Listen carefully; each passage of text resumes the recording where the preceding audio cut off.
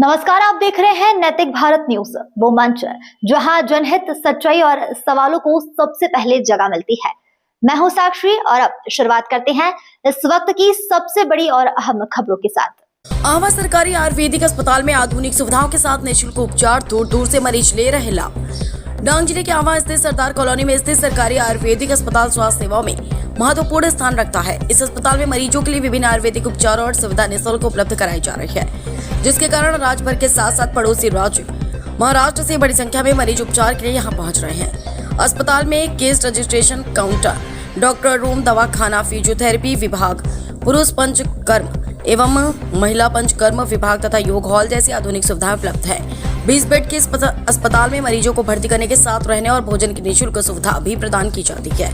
अस्पताल के सुपरिटेंडेंट वैद्य श्री दिव्येश भाई एस भोये वैद्य पंचक्रम वर्ग 1 के मार्गदर्शन में विभिन्न रोगों का प्रभावी उपचार किया जाता है। यहाँ डायबिटीज, पैरालिसिस, जोड़ों का दर्द, गठिया त्वचा रोग, हाई कोलेस्ट्रॉल, पांडु रोग, इनीमिया, बवासीर, एसिडिटी तथा पाचन संबंधी कई रोगों का निःशुल्क उपचार और दवाओं का वितरण किया जाता है। हर महीने पुष्य नक्षत्र के दिन अस्पताल में सुवर्ण प्रशासन शिविर का आयोजन किया जाता है, जिसमें बच्चों के स्वस्थ विकास, रोग प्रतिरोध क्षमता और स्मरण शक्ति बढ़ाने के लिए सुवर्ण प्रशासन की बूंदें दी जाती हैं।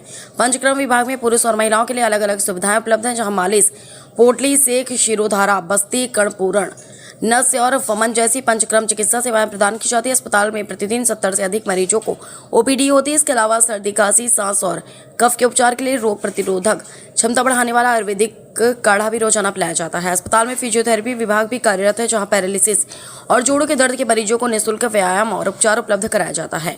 इस प्रकार आवा का सरकारी आयुर्वेदिक अस्पताल डांग जिले सहित गुजरात के विभिन्न क्षेत्रों के लोगों को गुणवत्तापूर्ण और निःशुल्क स्वास्थ्य सेवाएं प्रदान कर रहा है, जो स्वास्थ्य क्षेत्र में एक सराहनीय पहल साबित हो रही है। रिपोर्टर भावेश पटेल।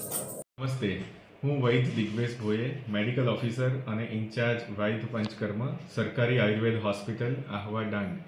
અત્રે નિયામક શ્રી આયુષ, ડાયરેક્ટર ઓફ આયુષ ગુજરાત રાજ્ય આરોગ્ય અને પરિવાર કલ્યાણ વિભાગ દ્વારા સંચાલિત આ 20 બેડની આયુર્વેદિક હોસ્પિટલ છે.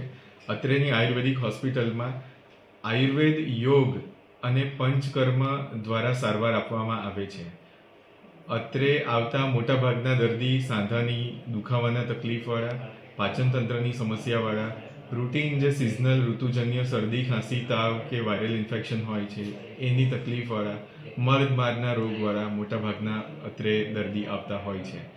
જેમાં આવનારા દર્દીઓમાં ફક્ત 5 થી 7 દિવસની ઔષધિ લઈને સારા થઈ જવાવાળા, આ ઉપરાંત જેમને ગંભીર રોગો છે, કમરના, મણકામાં, ઘૂંટણમાં લકવાની અસર છે, જેમને સારવાર માટે લાંબો સમય જરૂરી છે, તેમને આ હોસ્પિટલમાં રહેવા, જમવાની અને દાખલ રહીને પંચકર્મની જે સારવાર છે, જેમાં અભ્યંગ, સ્વેદન, વમન, વિરેચન, બસ્તી, શિરોધારા દ્વારા જે આયુર્વેદની વિશેષ ચિકિત્સા સારવાર પદ્ધતિ છે તે પણ અહીંયા દર્દીને તેમના સગાવાળા સાથે દાખલ રહીને રહેવા, જમવાની વિનામૂલ્યે સુવિધા આપીને અત્રેની હોસ્પિટલ દ્વારા સારવાર આપવામાં આવે છે. અત્રેના લાભ લેનારા મોટાભાગના ડાંગ જિલ્લાના લાભાર્થીઓ પ્લસ આપણો એ ડાંગ જિલ્લો છેવાડાનો જિલ્લો છે, તો અત્રે આપણા પાડોશી રાજ્ય મહારાષ્ટ્રના દર્દી પણ અહીંયા હોસ્પિટલમાં લાભ લઈ રહ્યા છે.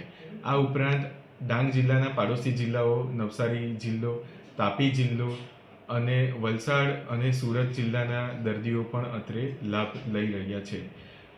અત્રે ડાંગ જિલ્લાના દર્દીઓ પ્લસ આજુબાજુના આ હોસ્પિટલમાં પહોંચી શકે અને સરકારી આ આયુર્વેદ સુવિધાની ચિકિત્સા પદ્ધતિનો લાભ લઈ શકે તે માટે અમે લોકોને અનુરોધ કરીએ છીએ. અસ્તુ.